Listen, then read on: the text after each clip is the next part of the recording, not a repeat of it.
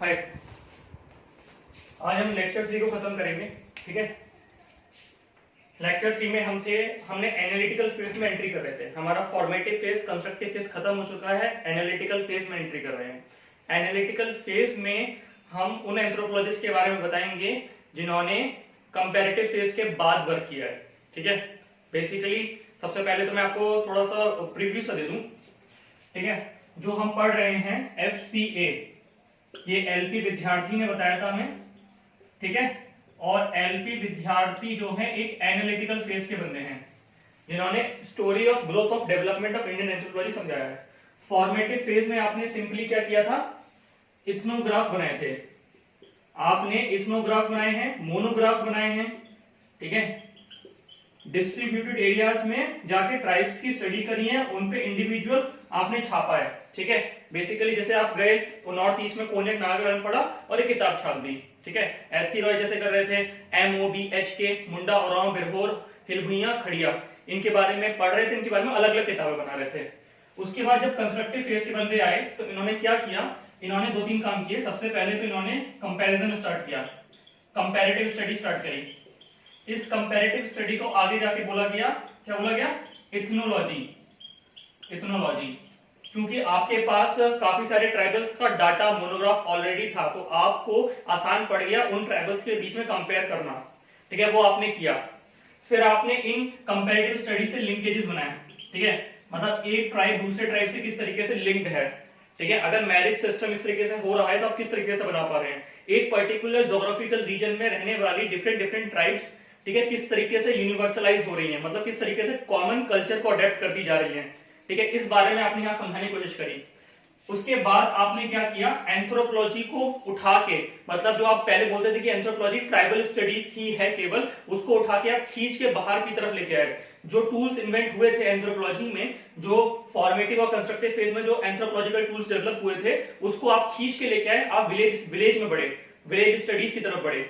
आपने गांव में उन टूल्स का इंप्लीमेंटेशन किया। ना ही गांव में केवल आप अर्बन कॉन्ग्लोमरेशंस में हुए, कानपुर जैसी सिटी में DN मजूमदार ने किया था, ये कंस्ट्रक्टिव फेज में हमने समझाया। मतलब आपने एंथ्रोपोलॉजी के स्कोप को बढ़ा दिया, ये कंस्ट्रक्टिव फेज में। बात समझ में आया? ठीक है, आपने सबसे पहले फॉर्मेटिव फेज में आपने केवल इथनोग्राफ बनाए, उसके बाद कंस्ट्रक्टिव फेज में आपने उन लिंकेजेस बनाए उन ट्राइब्स के बीच में, और लास्ट जो फेज है आपने इन लिंकेजेस को एनालाइज किया। ठीक है, जो लिंकेजेस ऑलरेडी एस्टेब्लिश हो गए थे कंस्ट्रक्टिव फेज में, उन लिंकेजेस को एनालाइज किया एनालिटिकल फेज में। मोटी मोटी बात यही है, समझ में आया? फॉर्मेटिव फेज की कहानी स्टार्ट हुई थी 1774 से कब तक बताइए, 1919 तक। कंस्ट्रक्टिव फेज की 1919 से कब तक, 1950 के आसपास, और एनालिटिकल फेज 1950 के बाद। इतना समझ में आया? चलो, फिर मैंने आपको एक चीज समझाई थी कि आजादी से पहले 1947 से पहले ब्रिटिश एंथ्रोपोलॉजिस्ट जो है ज्यादा रिसर्च करते थे इंडिया में, और बेसिक तौर पे उन्हीं की रिसर्च डोमिनेट करती थी।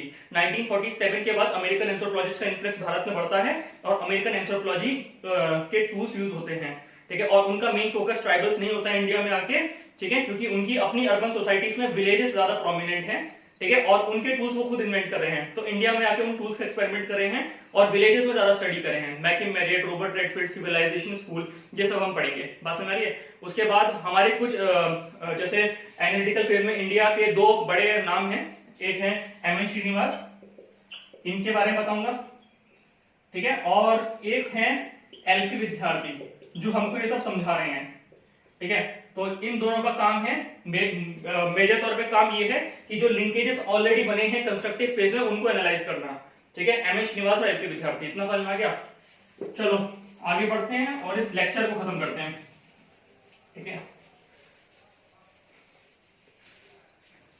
देखो, एनालिटिकल फेज स्टार्ट होता है 1950 के बाद। ठीक है, 1950 के बाद। भारत की आजादी के बाद अमेरिकन एंथ्रोपोलॉजिस्ट एंटर करेंगे इंडिया में। ठीक है, analytical phase of Indian anthropology begin with the arrival of American anthropologist such as, कौन कौन से अमेरिकन एंथ्रोपोलॉजिस्ट है? मैकिम मैरियट, लिख लीजिए इसको। दूसरा नाम बताइए, दूसरा नाम है मॉरिस ऑपलर। ठीक है, तीसरा नाम है हमारा ब्रायन मॉरिस। ठीक है, चौथा नाम है हमारे पास मिट्रॉन सिंगर। ठीक है, पांचवा नाम है हमारे पास बर्नार्ड कोन, और छठा नाम है हमारे पास ऑस्कर लेनेस। ठीक है, इसमें मेजर तौर पे मैकी मेरिट का हम याद रखेंगे, बाकी बंदों के बारे में मैं धीरे धीरे करके खोलूंगा जब इंडियन एंथ्रोपोलॉजी में एंटर करेंगे। ठीक है, तो सीधी सी बात है, अगर आपका एनालिटिकल फेज समझाने के लिए आया कि 2-3 एंथ्रोपोलॉजिस्ट के नाम लिख देना है, मेजर तौर पे इनका लिखना जरूर, मैकी मेरिट का। देखिए, एलपी विद्यार्थी को स्पेशलाइजेशन कराया था रॉबर्ट रेडफील्ड ने शिकागो यूनिवर्सिटी में। बात समझ रही है? तो ये यूएस की यूनिवर्सिटी है। डीएन मजूमदार फंक्शनलिस्ट में ट्रेन हुए थे ब्रिटेन में, लंदन में, अंडर मेलिनोव्स्की। तो सोचिए, डीएन मजूमदार प्री इंडिपेंडेंस में आजादी से पहले ट्रेन हुए हैं, वो हुए ब्रिटिश स्कूल से। एलपी विद्यार्थी जो ट्रेन हुए वो अमेरिकन स्कूल से ट्रेन हुए हैं। ठीक है, बात समझ आ रही है? चलिए, तो हम आगे बढ़ते हैं और इसमें मैकी मेरिट के बारे में थोड़ा समझते हैं, उनका काम समझते हैं। ठीक है, चलिए इसको नोट डाउन कर लेना, क्योंकि एनालिटिकल फेज में इनमें से 2-3 बंदों के नाम डाल देना। ठीक है, देखो, एक बड़ा नाम है सिविलाइजेशन स्कूल का। ठीक है, सिविलाइजेशंस बनती कैसे है मैंने कल आपको बताया था। कल्चर के टूल्स एलिमेंट क्यों होते हैं? अपने आप को अडेप्ट करने के लिए डिफरेंट जोग्राफिकली आइसोलेटेड एरियाज में, डिफरेंट एनवायरमेंट्स में कल्चर के टूल्स बनते हैं और उनसे सिविलाइजेशंस बनती हैं। इस सिविलाइजेशन स्कूल का जो प्रोपाउंडर है उसका नाम है रॉबर्ट रेडफील्ड। रॉबर्ट रेडफील्ड, ठीक है, सिविलाइजेशन स्कूल। ठीक है, इनका एक स्टूडेंट है, ये शिकागो यूनिवर्सिटी में प्रोफेसर थे, शिकागो यूनिवर्सिटी में प्रोफेसर थे। ठीक है, और ये सिविलाइजेशन स्कूल से हैं, propounder of civilisation school. Civilisation school हमको ये बताता है कि सोसाइटी के कल्चर्स किस तरीके से डिफरेंट सिविलाइजेशंस का फॉर्म दे देते हैं। सिविलाइजेशन का मतलब है टेक्नोलॉजिकल टूल्स जो कल्चर ने आपको दिए हैं। ठीक है, और सिविलाइजेशन काफी इजी होता है अडेप्ट करना। ठीक है, तो मैं आगे समझाऊंगा सिविलाइजेशन, कल्चर, ये पढ़ेंगे जब what is society, what is culture, social culture में पूरा समझाऊंगा। बस इस बात को याद रखना कि रॉबर्ट रेडफील्ड सिविलाइजेशन स्कूल से थे, और ये थॉट में भी बहुत अच्छे से पढ़ाया जाएगा। ठीक है, शिकागो यूनिवर्सिटी से थे। अब इनका स्टूडेंट थे मैकी मेरिट। बात समझ रहे हैं? मैकी मेरिट इनके स्टूडेंट थे, और एलपी विद्यार्थी भी इन्हीं के स्टूडेंट थे। बात समझ रही है? तो मैकी मेरिट भारत में आते हैं, ठीक है, एनालिटिकल फेज में, और ये स्टडी करते हैं किशनगढ़ी, यूपी का एक गांव है किशनगढ़ी। किशनगढ़ी, ठीक है, यूपी के गांव किशनगढ़ी पहुंचते हैं और वहां पे ये स्टडी करते हैं। ठीक है, अब इनकी जो स्टडी होती है वो बस ये दिखाती है कि किस तरीके से लिटिल ट्रेडिशन ग्रेट ट्रेडिशन में कन्वर्ट होते हैं और ग्रेट ट्रेडिशन लिटिल ट्रेडिशन में कन्वर्ट होते हैं। किस तरीके से इन्फ्लुएंस होता है, what is little tradition, great tradition, what is universalization, what is parochialization. इतना समझ आ रहा है? देखो, ये जो चीजें हैं ना, ये आगे जाके समझाई जाएंगी कि लिटिल ट्रेडिशन क्या है, बहुत डिटेल में समझाया जाएगा, क्योंकि इस पे 15 नंबर का क्वेश्चन बनता ही बनता है, और 2-3 साल में आ ही रहा है। यूनिवर्सलाइजेशन क्या है, पैरोकियलाइजेशन क्या है, बहुत अच्छे से समझाऊंगा। ठीक है, अभी बस हल्का सा बताता हूं। ठीक है, एक कॉन्सेप्ट था फोल्क अर्बन कंटिन्यूअम। ठीक है, फोल्क अर्बन कंटिन्यूअम ये होता है कि टाउन जैसे इलाके होते हैं ना, मतलब समझो कि गांव जैसे इलाकों का फोल्क बोलते हैं। ठीक है, अब अर्बन एरियाज का इन्फ्लुएंस जब उन पे पड़ता है ना, तो ये फोल्क वाले इलाके अर्बनिज्म की तरफ बढ़ते हैं, मतलब अपने आप को एक तरीके से मॉडर्नाइज या वेस्टर्नाइज नहीं बोलेंगे, मॉडर्नाइज करने की कोशिश करते हैं। तो इसी को बोलते हैं फोक अर्बन कंटिन्यूम। इसकी बीच की लाइन को, मतलब ना ही आप पूरी तरीके से फोक कल्चर को फॉलो कर रहे हैं, ना ही पूरी तरह से अर्बन कल्चर को फॉलो कर रहे हैं। ठीक है, जैसे गांव में आप जाते हैं तो आपको दिखना है कि लोग चश्मा पहनते हैं, लोग मोबाइल फोन रख रहे हैं, मतलब आप अर्बनिस्ट टूल्स को इस्तेमाल कर रहे हैं गांव में। तो एक तरीके से आप बीच वाली लाइन में है कहीं, आप ना ही पूरी तरह से फोल्क है, ना ही पूरी तरीके से अर्बन है, तो इसको बोलते हैं फोल्क अर्बन कंटिन्यूम। ठीक है, आप पे इंफ्लुएंस है अर्बन सोसाइटी का, पर आप फोल्क सोसाइटीज में पूरी तरह से रह रहे हैं, तो ये है फोल्क अर्बन कंटिन्यूम। इतना समझ में? इंडिया में इसी कॉन्सेप्ट को बोला गया है, क्या बोला गया है बताओ? Tribe caste continuum. Tribe caste continuum ये इंडियन इन्वेंशन है फोल्क अर्बन कंटिन्यूम की। मतलब समझ आ रहा है कि ट्राइब पूरी तरीके से ट्राइबल्स नहीं है, हम ट्राइबल्स आज पूरी तरीके से ट्राइबल्स नहीं है, अपने कल्चर में वो कास्टिस्ट कल्चर को भी ले आए हैं। बात समझ आ रहा है? ठीक है, क्योंकि इनका मूवमेंट इस तरीके से जा रहा है। ठीक है, तो बीच में कहीं है वो, तो ये है ट्राइब कास्ट कंटिन्यूम। समझ में आ रहा है? तो folk urban continuum, tribe caste continuum, ये की तरह की बात है। ये इंडिया के कंटेक्स्ट में है, ये यूएस के मतलब ये अमेरिका के कंटेक्स्ट में है। इतना समय इसको प्रोपाउंड किया था रॉबर्ट रेडफील्ड ने, ठीक है। और इन्हीं की बातें नीचे इंडियन एंथ्रोपोलॉजिस्ट ने ट्राइब कास्ट कंटिन्यूम में दिखाया था। ये था इंडियनाइजेशन ऑफ इंडियन एंथ्रोपोलॉजी। मतलब समझ में आ रहा है कि आप फोल्क अर्बन कंटिन्यूम की बात नहीं करेंगे इंडिया में, आप ट्राइब कास्ट कंटिन्यूम की बात करेंगे, जहां आप ट्राइब को दिखाएंगे कि पूरी तरीके से वो कास्ट में कन्वर्ट नहीं है, वो ऑन द वे है कास्ट बनने के प्रति, ठीक है। ट्राइब पूरी तरीके से कास्ट नहीं बना है, ट्राइब कास्ट बनने वाला है, तो बीच में नहीं है। इतना समझ में आया? ठीक है, चलिए इसको लिख लीजिए।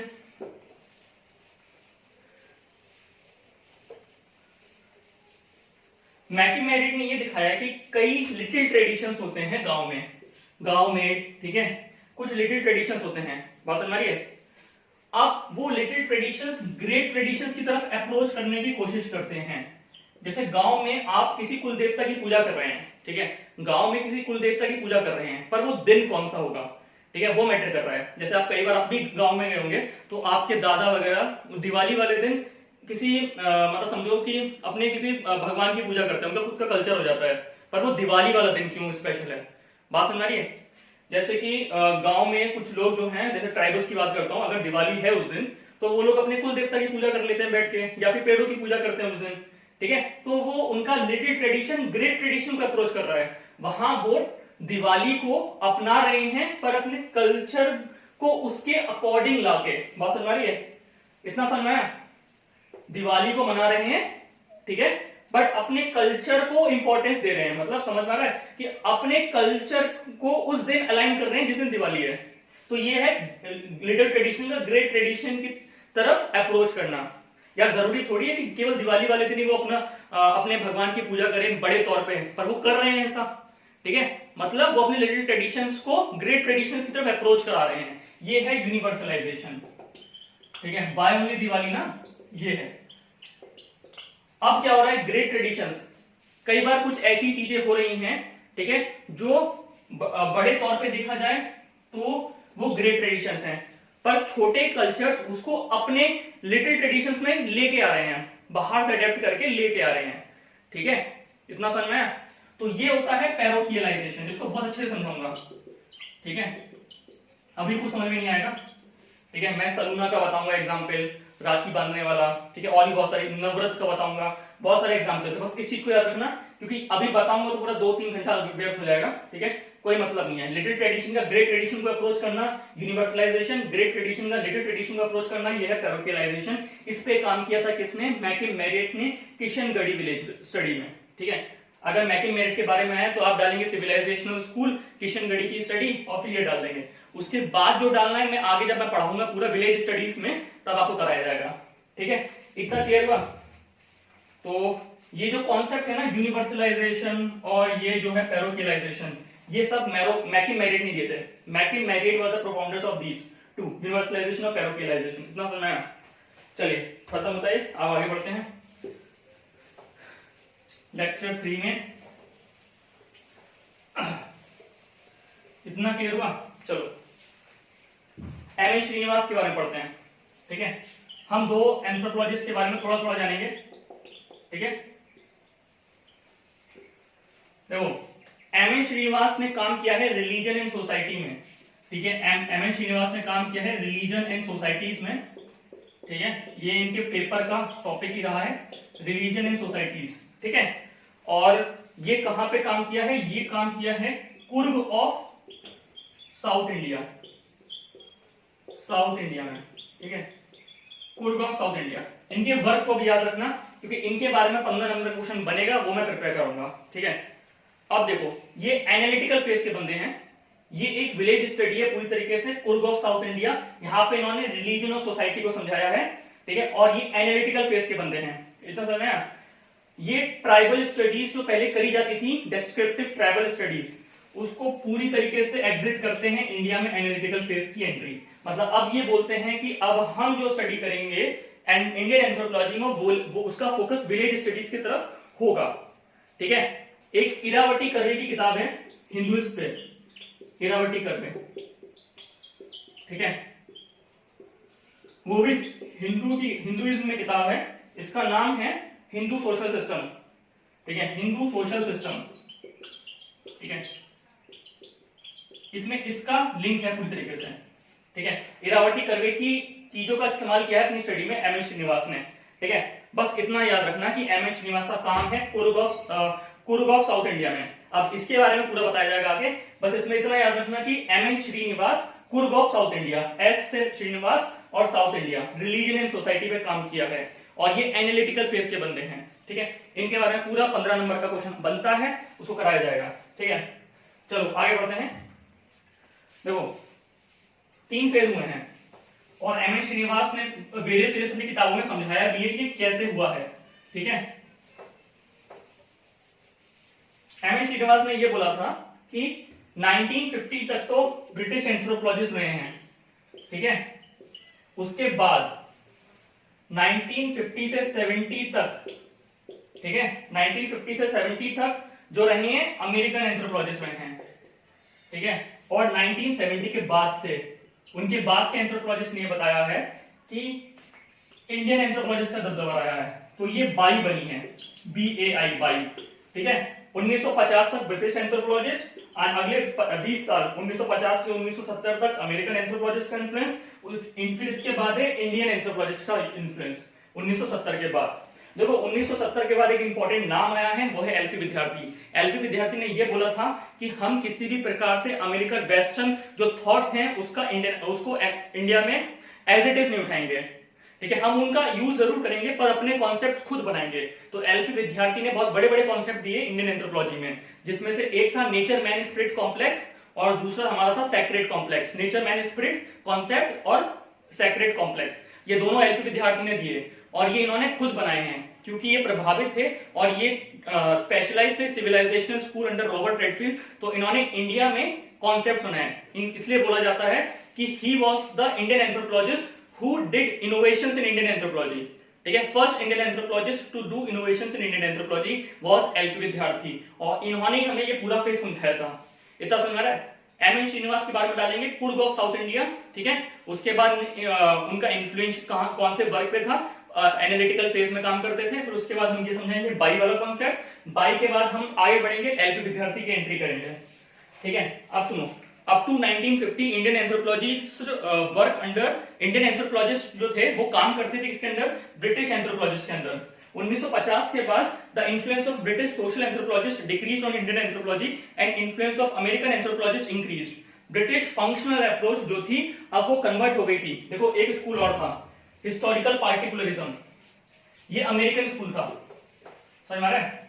और फंक्शनलिस्ट स्कूल जो था वो ब्रिटिश स्कूल था, फंक्शनलिज्म जो पढ़ाया जाता था। हिस्टोरिकल पार्टिकुलरिज्म का प्रोपाउंडर थे फ्रांस बोस, ये अमेरिकन थे। ये American school of thought of anthropology का बड़ा सार बनते हैं, ठीक है। जैसे ही ब्रिटिश एंथ्रोपोलॉजी डिपार्ट करती है इंडिया से, अमेरिकन एंथ्रोपोलॉजी एंटर करती है, तो फंक्शनलिस्ट व्यू था, अब उसके ऊपर दूसरा व्यू आ जाएगा, क्योंकि जिसको अमेरिकन फोर्स कर रहे थे, फोर्स नहीं कर रहे थे, मतलब अमेरिकन जिसको तवज्जो देते थे हिस्टोरिकल स्टडीज पे, ठीक है, वो ऊपर आ जाएगा, ठीक है। तो 1950s तक फंक्शनलिस्ट ज्यादा प्रोमिनेंट रहा है। उसके बाद 1950s के बाद 1970 तक हिस्टोरिकल स्टडीज ऊपर उठती हैं, ठीक है। इतना समझ में। देखो 1950 से 1970 तक influence of British social anthropologist decrease on Indian anthropology and influence of American anthropologist increase. British की जो फंक्शनल अप्रोच थी ट्राइबल स्टडीज के प्रति, वो रिप्लेस कर जाती हैं हिस्टोरिकल स्टडीज से, ठीक है। इतना समझ में, वो स्कूल में आगे समझाऊंगा। अब 1970 के बाद क्या होता है, इसकी कहानी में बड़ा किरदार लिखते हैं L P Vidyarthi. There was a trend of Indianisation of Indian anthropology, जैसे मैंने समझाया इंडियन एंथ्रोपोलॉजी और इंडियंस के हाथों में वाकई में आ जाती है।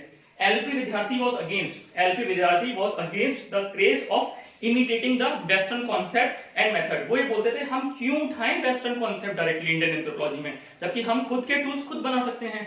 तो उसी के प्रति इन्होंने इन्वेंट किए नेचर मैन स्पिरिट कॉम्प्लेक्स और नेचर मैन स्पिरिट कॉन्सेप्ट और सैक्रेड कॉम्प्लेक्स।